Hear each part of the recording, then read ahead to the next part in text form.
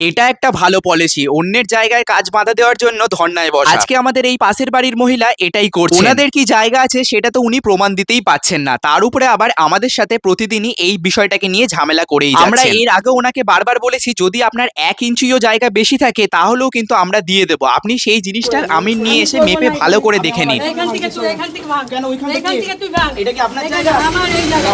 এটা কি আপনার জায়গা? আমার জায়গা। কোনখান থেকে করে আপনার জায়গা হলো? এত ছেড়ে তুই কর। কেন ছেড়ে কেন করবো? এত ছেড়ে করতে কেন হবে ছেড়ে করবো? তোকে। কেন? এত ছেড়ে ছেড়ে করতে করবো হবে। কেন? তুমি ছেড়ে কেন করবো? আমার ছাড়াই আছে। আমার ছাড়াই আছে।